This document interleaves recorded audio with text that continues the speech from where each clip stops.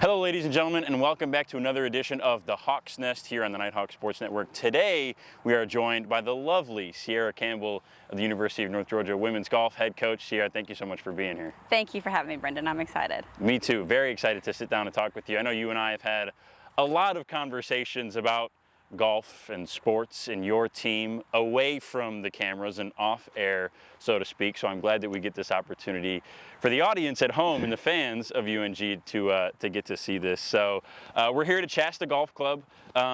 Busy place, the home course for UNG, very busy for you lately. We've got the LeeAnn Noble Memorial Tournament coming up on Monday and Tuesday as we record this here on a Friday. You've probably been here a lot the last few days. I have. We're obviously very, very grateful to call this place home, being so close to campus, being the pristine place that it is. It is a busy place right now. Member guests actually going on as we sit here. So the golf course is per usual in great shape, and LeeAnn Noble coming up. Practice round starts Sunday. So to say that a fair, large amount of time has been spent here by me and the players is a very fair assessment, yes. And we will get into a larger conversation about the LeeAnn Noble in a few minutes, but you guys already have two tournaments under your belt. Yes. Two really good finishes to start the year in the fall. 4th place in the City with Spirit Fall Classic hosted by Lee. Then you guys go to Savannah Lakes and finish 2nd behind Lee University. Two really good starts so far. Yes, it's been a really fun start to the fall. In previous years, we sometimes can spend the fall as like this is your learning moment, let's kind of getting our feet in the water. And this year, the girls really, really embraced just hitting the ground, absolutely running. And it's been awesome. We did start a week later than we usually do. The Lee University's event is usually our 2nd one. So getting an extra week to prep was very well utilized. And yeah, two great fields we played in. The 4th place in that first field, obviously, we've talked a lot about this. That Monday we did not play well, and Tuesday they came back and just fought their tails off the way that I know they can. And the same thing at Savannah Lakes, being 7 shots out going into the 2nd day, playing against Lee University, a top 10, 15 team in the country. We love them. I love to compete with them. And I was really, really proud of the way the girls responded to being in the kitchen. And I know those are learning moments, so I'm excited to see where they take that in the future. But yeah, great start. And you guys are coming off a really good year last year too, where I think particularly, you talk about that fall kind of learning period. I think we saw that last year. You guys got a lot better as the year went on and ended up with a 2nd place finish in the Peach Belt tournament. Really good showing there. Talk about the momentum you've carried over from last season into this season, starting in the fall. Probably a year and a half ago, last year, we really started to hone in on the way that our region works the past years. It's changed this year. There's now 18 teams that make it into a regional. But in the past, it's been 12, and 3 or 4 of them are automatic qualifiers from conference championships. So you got to be a top 8, top 7 team. And so our mentality going into last year, into the spring, was how can we get 1% better every single day to be our absolute best in April. Chris England, actually, the cross country and track and field coach, told me that was his mentality a few years ago, and I actually just was like, man, that's a really good way to look at it. If we have to be our best in April, how are we going to get there? And so that momentum has been awesome to see. The girls have been, I'm very, very fortunate to have the team that I do, and they're very much like just believe in the process. That process is not easy when you struggle, but to know that it's always for something is so great, and they've really embraced that lifestyle. So that momentum going into April, we played, honestly, besides 4-hole stretch on the first round, we played conference incredibly well. Yes, we took 2nd. We would have loved to have won it. We lost to the number 2 team in the country last year, though, Flagler. So you can't be mad. You just, again, going back to that, those learning moments in the kitchen, how are you handling pressure? And it just makes me a proud coach to know that when they get in there, they don't panic. They're very much like, I'm built for this moment. This is what we've prepped for, and I'm ready to go. Well, I'm sure you don't want to hear about how good Flagler is. I think you and I may have mentioned this, but I'm not sure if you know this. Your scoring average last year as a team would have been number 1 in PBC history had it not been for Flagler last year. Yes. So you guys still finished 2nd behind them, but that just goes to show the improvement that you guys have had in recent years and how good this team actually is. For sure. In the last 5 years of being here, we really have, you go through the crap, you go through the tough days, the tough years, but you do it knowing that it's all building blocks for the foundation that you want. And it's really great to see that come to life right now. Obviously, we're not near the pinnacle where we want to be, but to see that process working and the girls changing rankings, and they get really excited about that. So to see that the hard work pays off is great for all of us. And that momentum is something that I intend to keep going with. So, yeah. You talk a lot about the building blocks and leading to the future. Tell me about some of the early days in this program. I mean, it didn't take long for you to find unfound success with this team. I mean, quickly when you got here, had the first All-American, the first national ranking, broke every scoring record that existed. And you guys are still doing that pretty consistently with the second fall tournament of the year at Savannah Lakes. You break the 54-hole scoring record. So tell me about some of those early days and how that's led into where we are today in 2024. It feels like it was not that long ago, but it was pre-COVID. So if you think about it that way, it's been a minute. 2019, I was a young head coach, honestly, so green, so unprepared, probably, not probably, definitely. But I was 24, and those seniors that year were 21, 22. So how easy it could have been for them to be like, yeah, no, like I don't know who you are. I've had the same coach for forever.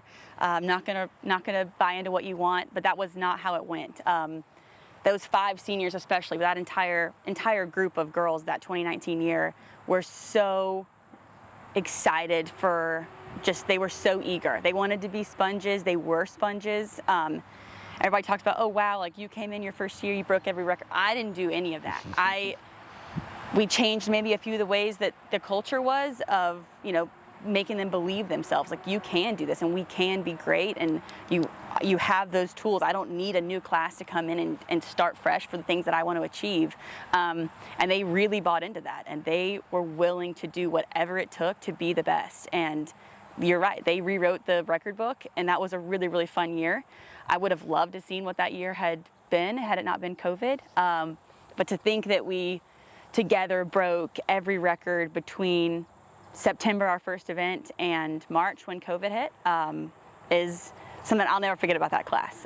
Those 5 seniors, especially Morgan, Carson, Lexi, and Morgan they're still a huge part of my life, and I attribute everything that we are today because of what they were willing to do with me in the beginning. And again, going back to those building blocks, like the foundation that they laid in 1 year together, ended up being a couple of them had 2 with COVID years, but it's irreplaceable. So you talk about you didn't change those record books, they did. You had something to do with it. I wanted to ask you about where you were before. You were at Dallas Baptist, EBU, a powerhouse in collegiate golf, winning program. What did you learn when you were there about finding success, and how did you tailor that to your situation at UNG? So my time at DBU was a huge blessing to me, a great opportunity that I had the chance to go do with Coach Kenny Trapp out there.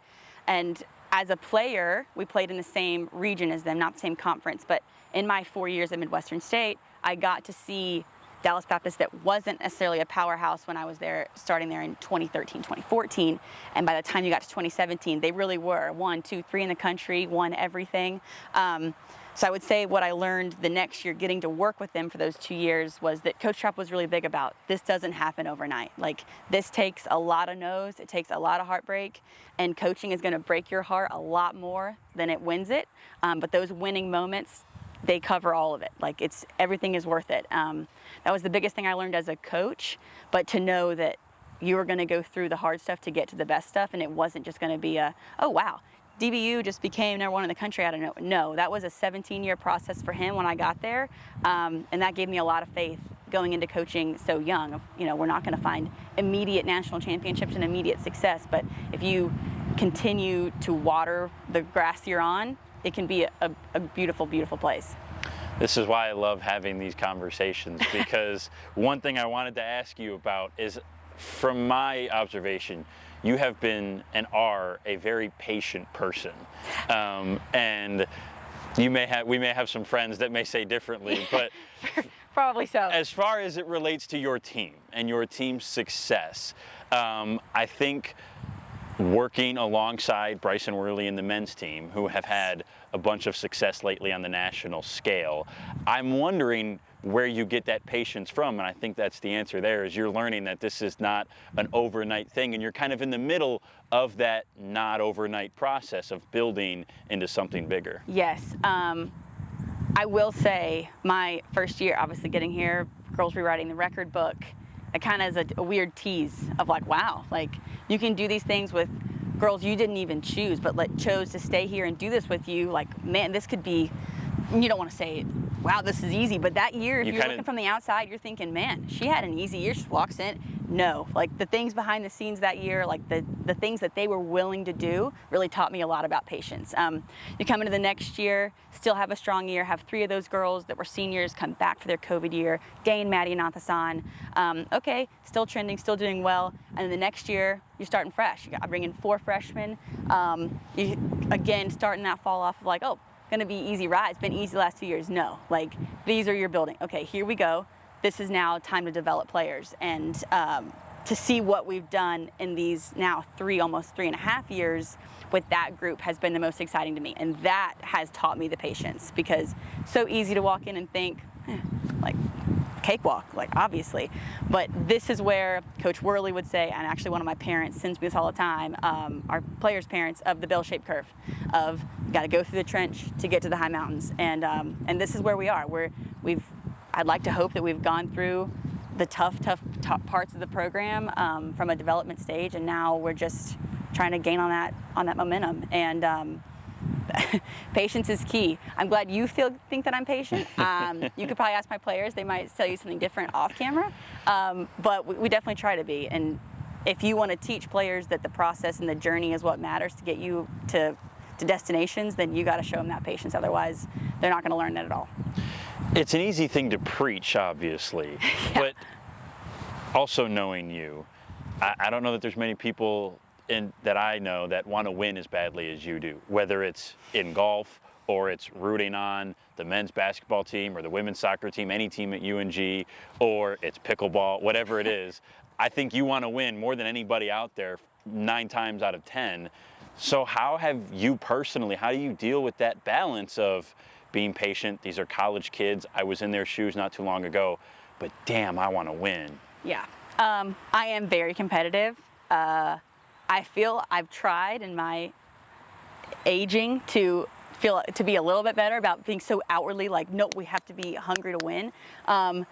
I really want to hate losing more than I love winning. And I feel that we have, but I've also tried to really calm that emotion down. I want to win just as bad as I wanted to win in 2019, just as bad as I wanted to win in 2017 as a player. But I remember my experiences at Midwestern. We won the conference championship in 2015, hadn't ever been done in the history of the program in the conference. And I remember the excitement that I had in that sophomore year of winning that, and how much fun my teammates had going through that. And I remember all the hard work we had to do to get there. I'm a big believer that if you fight for something really, really hard, it makes those moments of success a lot more beneficial, a lot more just you worked your tail off for them. And that has been what's really kept me going, of like, when we win, it's going to be incredible. And these girls will know that they did everything for that moment. And that moment will be a little bit sweeter. But yeah, I'm pretty competitive, even at pickleball, which I'm not good at. So just shows you a little bit, yeah. Come on, you're plenty good.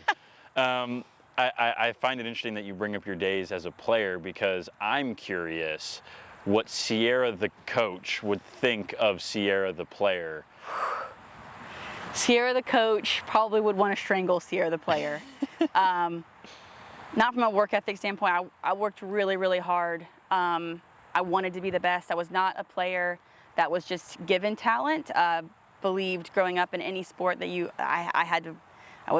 didn't wake up one morning and be great at a game. It took a lot of discipline, and sometimes I think that sacrificed who I was as a teammate, because I wanted to win so badly, going back to that competitive side, that as a coach, you see players like that and you're like, no, just enjoy the ride. Like, be with your teammates, like push each other, hold each other accountable, but it's okay. Like, if they don't always have the same work that they don't want to work 24/7, like you probably should stop doing actually. I learned that as a coach too, of like, man, there were days I wish I would have known, like you could just chill, like don't worry about it. But player Sierra was cutthroat. I still am in aspects, but I try to keep that a little more hidden, I feel like. But yeah, Coach Sierra wants to teach player Sierra a lot of things for sure back then. I wish I knew then what I know now, for sure. And it feels like those two people, Sierra the coach and Sierra the player, have kind of morphed to today to Sierra the friend, I feel like. I find that so interesting about your team is not only your young age for a head coach, but your personality and being a golfer and a collegiate player at the Division II level like your own players.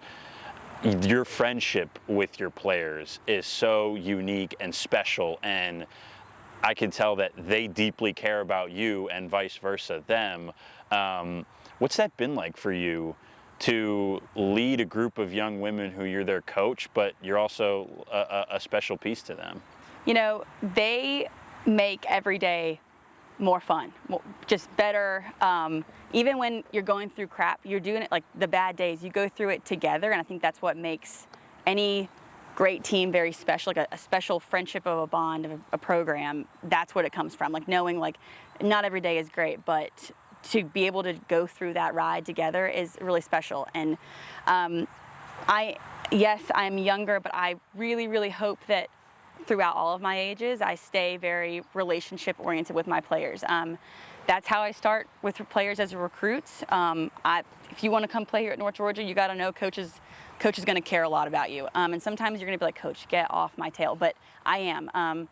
There's that line of accountability though, which great friends have in each other, but it's not like every day is a best friend conversation. Like there's tough conversations being had.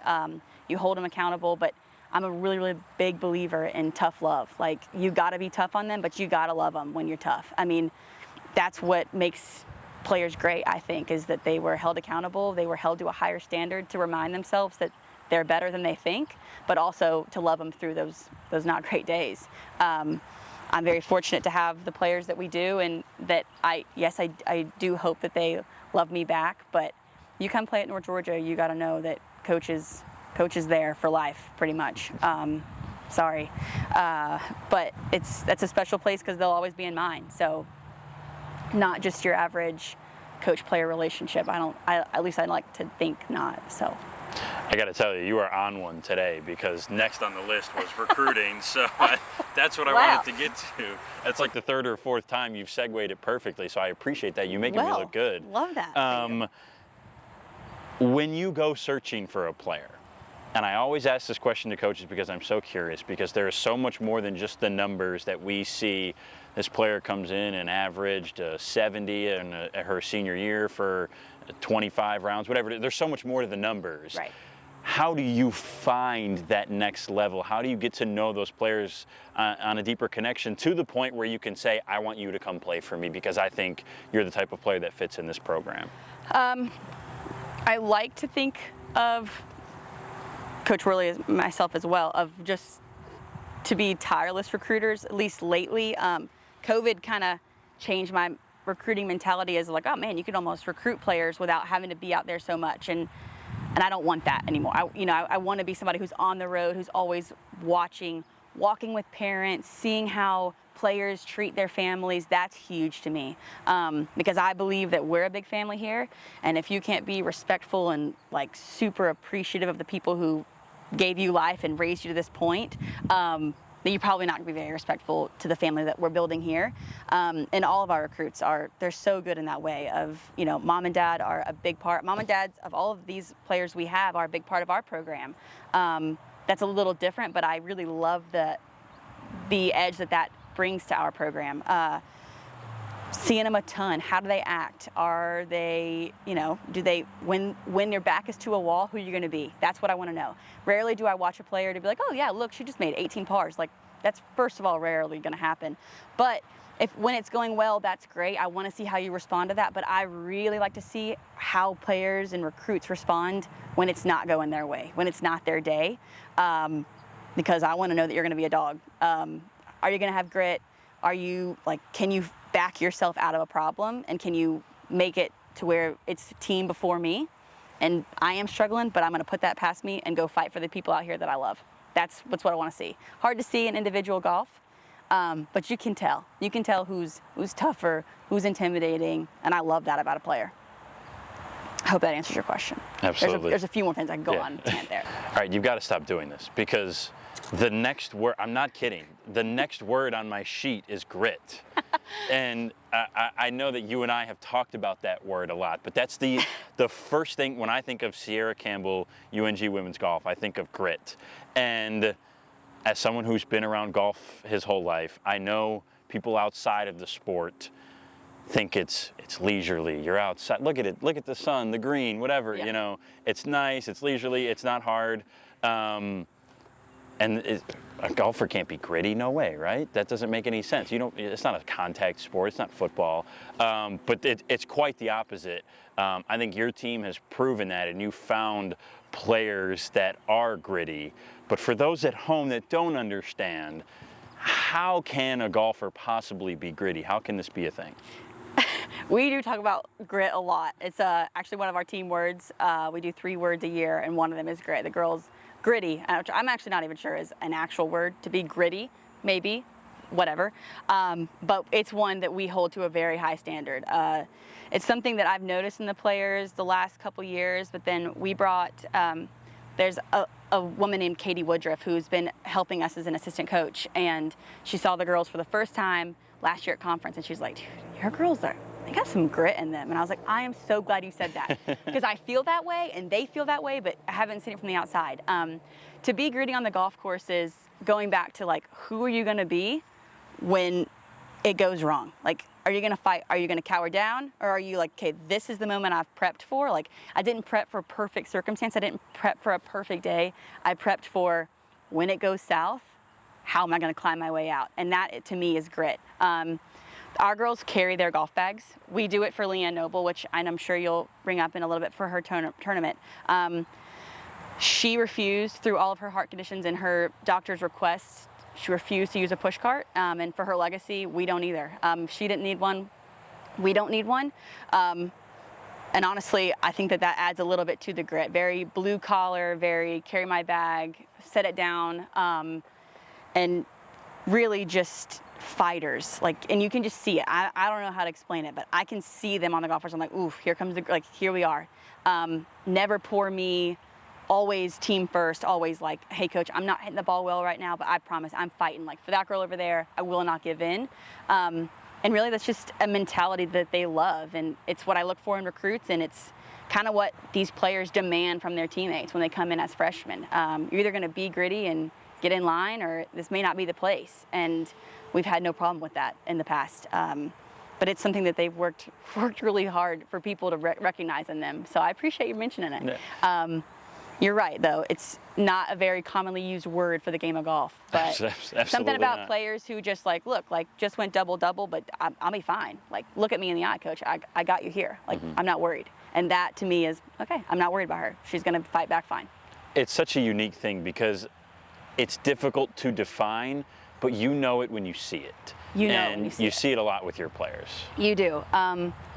You just like, I can look at them and be like, she's fine. You know, if I see somebody on live scoring that I'm not next to, I'm like, oh man, she just went double-double, or, you know, whatever, bogey on 2 easy holes for her. I can look at her and she look at me and be like, I'm fine. Like, I'm good. Don't even worry about it. And I know that here it goes. Here comes the grit, and she's going to be just fine. And if you see a few of our players especially, but the way that their scorecard finishes, it's just like, okay, there it was. There's the grit. And you're right. You can just see it before I can explain it to you properly. You can see it. It's just saving the best for last. That's what they do. Honestly, it's exhausting sometimes. I'm like, we'll be fine. I'm like, yeah, but why did we put ourselves in a situation? But there's only 4 holes left. Yeah, but don't worry, I'll birdie them all. Yeah. Jaden Ware, actually, last year at Greenwood, Landers event, had struggled, and she's like, don't worry, I have 4 holes left. I'm going to birdie 2 of them, like, at least. Okay. Looked at her scorecard 45 minutes later. She'd gone birdie, birdie, birdie. Did she birdie the last one? And then I guess she had 5 holes left. Birdied 4, and then parred the last one. And I was like, what? She's like, told you. I don't know why I doubted you. No idea.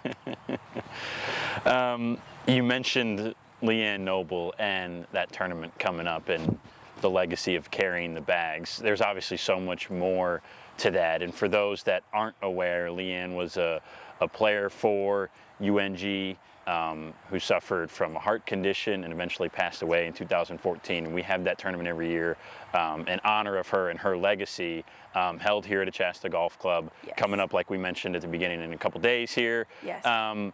This is a very big deal for you and for your team. What does it mean to you to get to carry on LeeAnn's legacy and put that on display for the public and for the other teams that come and make this visit? What does that mean? You know, when I first got here in 2019, I was really glad and able to go to lunch with the Geldermans, LeeAnn's parents, and to learn about who LeeAnn was.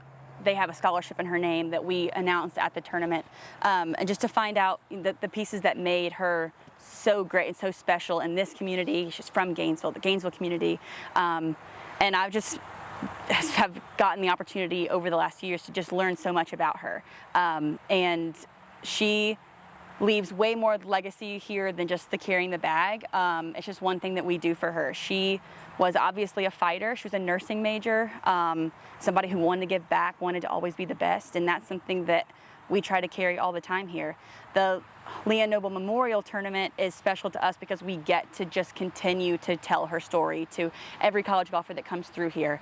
And yes, we put on a great tournament every year, but it's about her and it's for her family. I unfortunately obviously never got to meet her. I was a player when she was. She's a year older than me in college, so I wish I would have had the opportunity to meet her and to learn all the stories firsthand of what I've heard.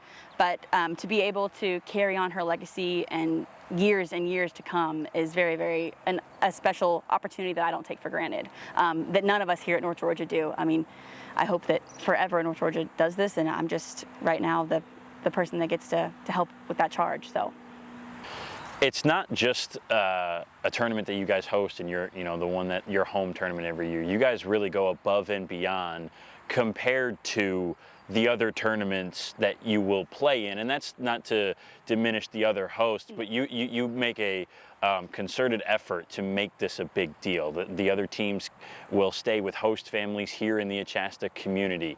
You make sure there's so much behind the scenes that goes on to make this a big deal for them, whether it's meals or other accommodations and stuff like that. Why go to those lengths for this tournament? Like, what about this tournament makes you guys do all that and make it so big?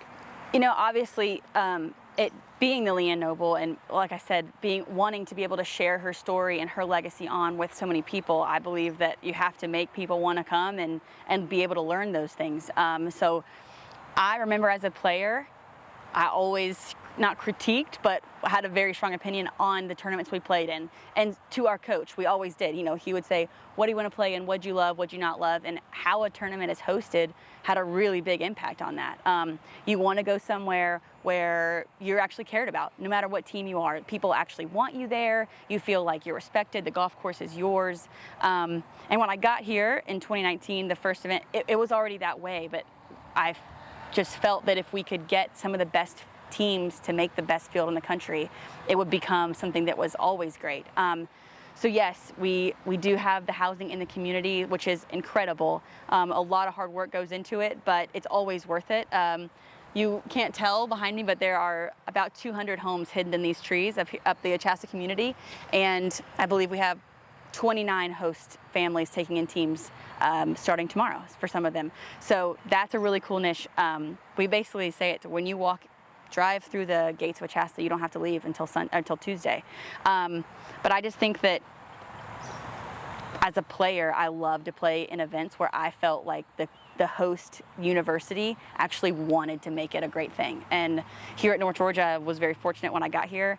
I said, look, I really like to host things. I want to host one of the best tournaments in the country. And they were like, good, so do we. And to have their backing to always make it very successful is untouchable, and I would never be able to do it by myself. But it also allows for the community to be involved. They get to meet other teams.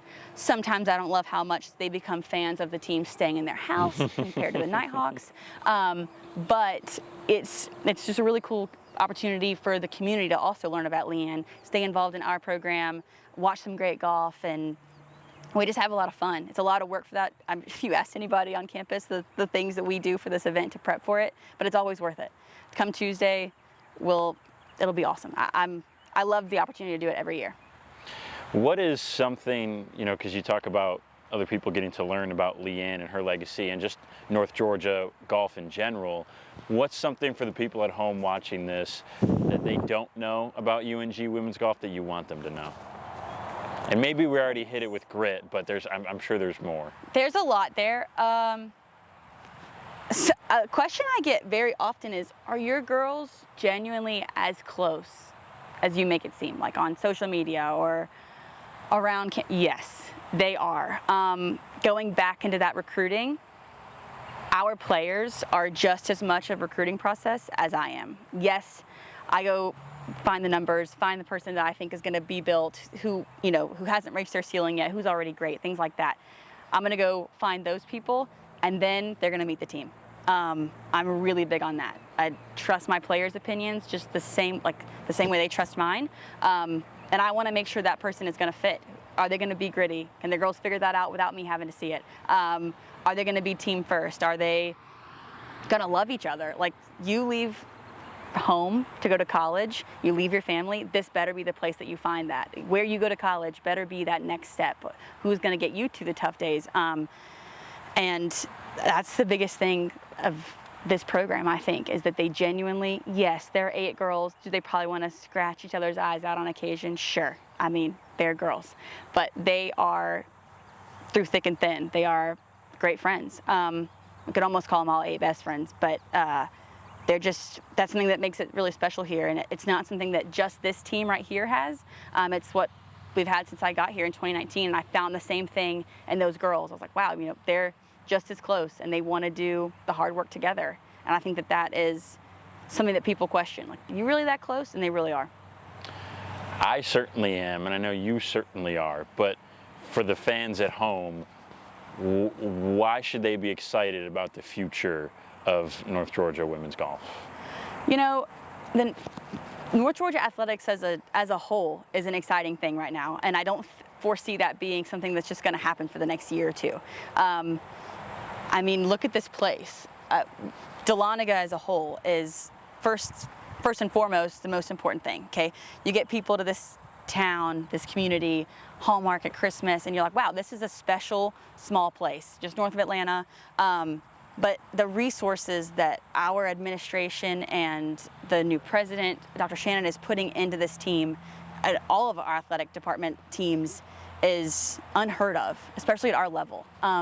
To know the support that we have behind the scenes that people don't always see is monumental in the way that how big we're going to be one day. And I just think that that's the most exciting thing. It would be different if I was like, I don't think we have a great athletic director, and I don't think we have a great president, but that is not the case. We have people at North Georgia who want to make athletics the best in the country. And to have a staff that wants that and not just 11 head coaches that want their team to be the best in the country it's the best part about North Georgia, in my opinion. And the things that we have here, the way that these players develop, is the most exciting thing for me for the future, because I know that I would like to think that I recruit from the future on the girls the same way, that just want to continue to get better and keep pushing that envelope and make it to where they are number 1 in the country, and not mad that they just got ranked 26 2 weeks ago.